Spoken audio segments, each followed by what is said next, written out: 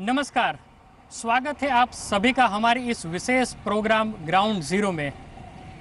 आज हम बात करेंगे एक ऐसे विषय की, एक तरफ पूरे देश में डिजिटल इंडिया की बातें हो रही है तो दूसरी ओर पूरा राज्य 7-7 दिन तक लगातार मोबाइल इंटरनेट से क्या वंचित रह सकता है। ऐसे में कारोबार को भी कितना बड़ा नुकसान हो पाता है। खासकर ऑनलाइन कंपनी और स्टार्टअप के लिए तो ये बहुत ही बड़ा फटका है। लेकिन इसका क्या उपाय है, आखिरकार ऐसा क्यों हुआ? हम सब जानते हैं कि गुजरात में पटेल आरक्षण को लेकर आंदोलन चल रहा है, तो दूसरी ओर ओबीसी समाज भी पटेल आरक्षण के विरोध में मैदान में आए हैं। ऐसे में सरकार ने एहतियाती तौर पर इंटरनेट सेवा ही बंद कर दी, और वो भी एक बार नहीं, दो बार, जिससे कि पूरा गुजरात परेशान है। आज बिजनेस को काफ़ी बड़ा घाटा हुआ है। इस रिपोर्ट हम आपको दिखाएंगे, लेकिन इससे पहले हम आपको बता दें कि अभी जो एक नंबर फ्लैश हो रहा है आपके स्क्रीन के ऊपर, वो व्हाट्सअप नंबर है। आप हमें इस प्रोग्राम के अंतर्गत कोई सवाल है वो भी आप कर सकते हैं, या तो अपने सुझाव भी दे सकते हैं। व्हाट्सएप और ट्विटर के माध्यम से भी आप हमसे कांटेक्ट कर सकते हैं। आपका सवाल हम जरूर लेंगे। आखिरकार गुजरात की ये समस्या क्या है, देखिए हमारी एक विशेष रिपोर्ट में। देश में ऑनलाइन कारोबार काफी रफ्तार से आगे बढ़ रहा है और गुजरात में भी ये दिन दूनी रात चौगुनी रफ्तार से तरक्की कर रहा है। देश का कुल ई कॉमर्स कारोबार $550 करोड़ का है, जिसमें गुजरात की हिस्सेदारी करीब 15% है, यानी करीब $150 करोड़। लेकिन हाल ही में गुजरात में कई बार लगे इंटरनेट बैन ने ऑनलाइन कारोबार को तगड़ा झटका दिया है। पहले 25 अगस्त से लगातार 7 दिन और फिर पिछले शनिवार दोपहर से रविवार शाम तक मोबाइल इंटरनेट पर सरकार ने प्रतिबंध लगा दिया, जिससे इंटरनेट के जरिए होने वाले कारोबार को काफी नुकसान हुआ। इनमें शामिल है online taxi service, online rail, air और bus ticket booking, mobile app based shopping, online bank transaction, online IT return file, सभी तरह का ऑनलाइन कारोबार, ऑनलाइन बिल पेमेंट और सोशल मीडिया के जरिए होने वाला कारोबार, ओटीपी से जुड़ी मेल और payment service. Security, safety, peace is important, वो सबसे ज़्यादा जरूरी है। हम उसका स्वागत करते हैं। जब उसके टाइम इंटरनेट को बंद किया गया, लेकिन हमने साथ साथ में एक निवेदन किया, एक रिक्वेस्ट की कि इसका एक ऑल्टरनेट व्यवस्था होनी चाहिए, ताकि गुजरात के व्यापार उद्योग बंद भी ना हो और साथ साथ में ये सेफ्टी सिक्योरिटी भी मेंटेन रहे। अब तो कई स्टार्टअप्स अपना कारोबार गुजरात से दूसरे राज्यों में शिफ्ट करने के बारे में भी सोचने लगे हैं। इन्हीं में से एक है ई-चाय, जो एंटरप्रेन्योर्स को आर्थिक सहायता मुहैया कराता है। भारत के 40 शहरों में इसकी शाखाएं हैं, लेकिन 25 अगस्त से लगातार 7 दिन मोबाइल इंटरनेट बैन होने से अब वो सोच रहे हैं कि अहमदाबाद से उनका हेडक्वार्टर शिफ्ट करके पुणे या बेंगलोर चले जाएं। कि बहुत सारे एंटरप्रेन्योर्स जो कम्युनिटी के पार्ट है और जिनका ऑनलाइन ओनली बिजनेस है, Ahmedabad as a market focus करते हैं, उनको तो बहुत बड़ा बिजनेस लॉस हुआ है। जबकि बात ये हो रही है कि गुजरात में स्टार्टअप हब ऐसे प्रमोट करना है। जितनी भी कंपनीज जो टेक्नोलॉजी इनेबल्ड कंपनीज होती हैं, जिनका बिजनेस पूरा हार्डकोर टेक्नोलॉजी पे डिपेंड रहता है और इंटरनेट प्लेटफॉर्म पे डिपेंड रहता है, उसमें बहुत ज़्यादा इम्पैक्ट हुआ है। और मेरा मानना है कि it's a complete shutdown of a unit. बड़ी बात यह है कि अभी हाल ही में गुजरात को ईज ऑफ डूइंग बिजनेस के पैमाने पर भारत का नंबर 1 राज्य घोषित किया गया है, और उसी नंबर 1 राज्य में इंटरनेट बैन से कारोबार को काफी नुकसान हो रहा है। एक अनुमान के मुताबिक अगर नेट बंद रहने से 10% कारोबार भी रुक गया तो ये करीब 300 से 500 करोड़ रुपए के बराबर होगा, जो बिजनेस फ्रेंडली स्टेट के लिए एक बड़ा झटका है। एक तरफ गुजरात सरकार स्टार्टअप को बढ़ावा देने के लिए फंड का अनाउंसमेंट करती है, तो दूसरी ओर इस तरह के बैन लगाकर न केवल वो स्टार्टअप को रोक रहे हैं, लेकिन जो नए एंटरप्रेन्योर है उनका विकास भी वहाँ रुक जाता है। कैमरामैन योगेश ठक्कर के साथ केतन जोशी, जी मीडिया, अहमदाबाद। इस वक्त 3 खास मेहमान भी जुड़े हैं जो कि खासकर इफेक्टेड है। तो एक मेहमान ऐसे है कि इनका क्या हल है वो भी हमें आपको बताएंगे, लेकिन इससे पहले हम अहमदाबाद के लोगों की प्रतिक्रिया भी आपको दिखाना चाहेंगे, जो कहीं ना कहीं इस इंटरनेट बैन के लिए काफ़ी इफेक्टेड हुए हैं। सुनते हैं वो क्या कहते हैं। बैन की वजह से मुझे ही एक इशू हुआ था कि मेरा एक इंटरव्यू था, उसकी वजह से जो ऑनलाइन इंटरव्यू था, तो उसकी वजह से मैं इंटरव्यू दे नहीं पाया।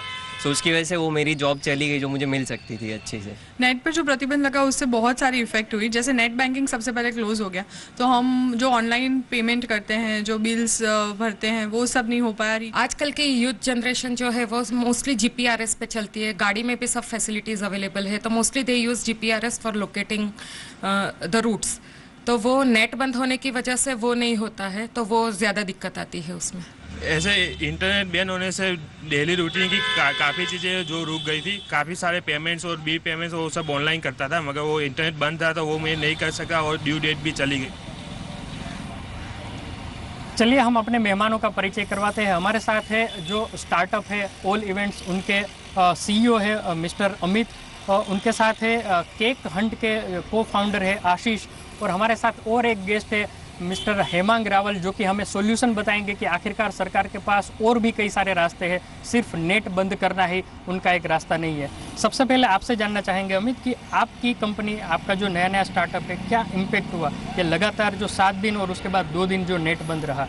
ओके, सो हमारी कंपनी क्या करती है, पूरे वर्ल्ड में जितने भी इवेंट्स होते हैं तो हमारा प्लेटफॉर्म है जहाँ पे लोग आके देख सकते हैं कि उनके शहर में कौन कौन सी इवेंट्स चल रही है। तो लाखों लोग होते हैं जो हमारे प्लेटफॉर्म पे आके इवेंट्स की इन्फॉर्मेशन देखते हैं हर महीने के। तो गुजरात का अगर देखें तो ये जब 10 दिन तक जो इंटरनेट बंद रहा टोटल, तो उसमें हमारा एवरेज 10,000 यूजर्स हमने एवरीडे लॉस किया है। तो that is the kind of loss we have made because of this internet ban. And apart from this, not just the user loss, हमारा जो पेमेंट होते हैं कि लोग, बहुत सारे ऑर्गेनाइजर होते हैं जो हमारे प्लेटफॉर्म पे आके इवेंट को प्रमोट करते हैं, तो ये जो ये 10 दिन तक इंटरनेट बंद था तो हमें उसमें भी लॉस हुआ है कि हमारा 1.5 लाख 2 लाख जितना पेमेंट जो आ सकता था वो इस इंटरनेट बैन की वजह से नहीं आ पाया। आशीष, आप है वो ऑनलाइन केक का कारोबार करते हैं, तो किस तरह से रहा ये जो 10 दिन रहा, कुल मिलाकर जो नेट बंद रहा, आपके बिजनेस पर क्या इम्पेक्ट हुआ? इम्पैक्ट मतलब ये सर, ऑलमोस्ट मेरा बिजनेस बंद हो गया था। 25 तारीख को रात में मुझे साइट मेरा बंद हो गया, मुझे फोर्सफुली बंद करना पड़ा क्योंकि मेरा मोटा मोटा पूरा बिजनेस मोबाइल पर चलता है।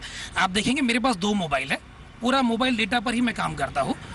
ऑर्डर आता है, मुझे इंटीमेशन इसमें मिलता है, मैसेज आएगा, SMS इसमें मुझे मिलेगा। मैं केक, फ्लावर, चॉकलेट का डिलीवरी करता हूँ। आपको पता होगा लास्ट मंथ 29 को रक्षाबंधन था, ज़्यादातर गिफ्टिंग का टाइम था उस समय। 25 को बिजनेस मेरा बंद हो गया, ना मुझे कोई इंटीमेशन मिल सकता है ना कुछ नहीं। ये पहला लॉस हुआ, जो उस समय बिजनेस मिलना था उसका लॉस हुआ। दूसरा ये था कि जो आज मैं 2 साल से ये बिजनेस रन कर रहा हूँ, जो मेरे रेगुलर कस्टमर्स है 40% मेरे पास अब्रॉड के कस्टमर्स है, वो ज़्यादातर रात में हमारे लिए रात है, उनके लिए दिन है। उस समय ऑर्डर प्लेस करते हैं। अगर उस समय ऑर्डर प्लेस करेंगे, मुझे इंटरनेट नहीं है, मेरे पास SMS नहीं, मुझे मालूम ही नहीं पड़ेगा। तो इसलिए मुझे फोर्सफुली 25 तारीख को साइट बंद कर देना पड़ा, और वो तभी चालू हुआ जब गवर्नमेंट ने इंटरनेट चालू किया, क्योंकि उसके अलावा मुझे मालूम ही नहीं पड़ना था। मोटा मोटा मैं घर से वर्क करता हूँ और मेरा है कि ऑनलाइन ऑर्डर्स आने हैं और मुझे डिलीवरी फील्ड पर करनी है। तो अगर देखिए, खाली डिलीवरी एक फिजिकल पार्ट है जो रोड पर है, बाकी 80% आपका पूरा मेरा जो बिजनेस है वो नेट पर डिपेंड है। नेट बंद होने से मेरा बिजनेस पूरा ठप हो गया, बंद रखना पड़ा। हम 8-10 दिन घर पर बैठे रहे और कुछ नहीं कर पाए उसका। सरकार ने सोचा कि इंटरनेट बंद करना ही सहूलियत है क्योंकि लॉ एंड ऑर्डर की बात थी, लेकिन हमारे पास एक ऐसे शख्स थे जो कि IT से जुड़े हुए हैं, उनके पास कई सारे सॉल्यूशन है जो सरकार उनसे भी कुछ सॉल्यूशन ले सकती है। हेमंत भाई, हमें ये बताइए कि क्या इंटरनेट बंद कर देना ही एक रास्ता था सरकार के लिए, या और भी कई रास्ते थे? और कहीं बहुत अच्छे रास्ते थे। जैसे मैं आपको बताऊं, चाइना जैसा साम्यवादी कंट्री भी है, वो भी कभी कभी ऐसी हालत में पूरा इंटरनेट बैन नहीं करता है, लेकिन आंशिक करता है। अगर आपको रूमर्स ही रोकनी थी तो आप पूरा इंटरनेट बैन मत कीजिए। आप जो सोशल साइट्स है, नेटवर्किंग साइट्स है, फेसबुक, व्हाट्सएप वगैरह, उसमें आप बैन लगा सकते हो। इसको हम बोलते हैं टेक्निकल लैंग्वेज में पेरेंटल कंट्रोल। अगर parental control service provider company अमुक साइट्स के लिए रख देती तो बाकी की जो बिजनेस साइट्स है या ई-कॉमर्स साइट्स है और बैंकिंग साइट्स है, उसमें ट्रांजेक्शन का और कोई लॉस ना होता। ये पहली चीज़।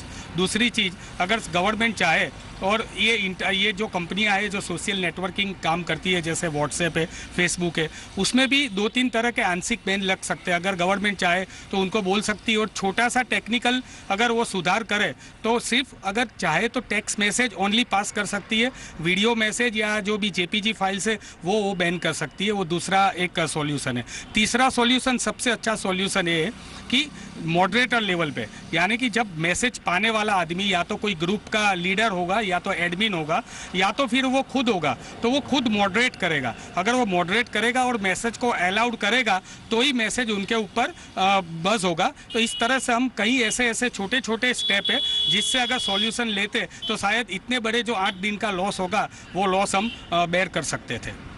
तो गुजरात सरकार के लिए सिर्फ एक ही ये रास्ता नहीं है कि जब भी कुछ आंदोलन को लेकर लॉ एंड ऑर्डर की स्थिति खराब हो तो इंटरनेट बंद कर दे। जो हमारे एक्सपर्ट ने बताया कि कई सारे रास्ते हैं, आप एडमिन तक पहुंच सकते हैं जो कि रूमर फैलाते हैं, लेकिन ये कतई रास्ता नहीं है कि आप है पूरा का पूरा नेट बंद कर दे। इस पेशकश में आपने देखा होगा कि अभी भी गुजरात में है वो अनामत आंदोलन को लेकर कोई मामला हल नहीं हुआ है। आगे भी भगवान न करे, खुदा न खास्ता कि ऐसा अगर हो तो सरकार है वो पहले इंटरनेट बंद करने से पहले कई सारे और विकल्प जो कि हमारे गेस्ट ने यहाँ पर सुझावे हैं वो भी उसके ऊपर भी अमल कर सकते हैं, ताकि लोग हैं जो खासकर ऑनलाइन कारोबार से जुड़े हुए हैं, स्टार्टअप से जुड़े हुए हैं, वो लोग कारोबार कर सके। आप तीनों का हम यहाँ शुक्रिया अदा करते हैं और फिलहाल ग्राउंड जीरो में इतना ही। आप देखते रहिए जी बिजनेस, आपका फ़ायदा। नमस्कार।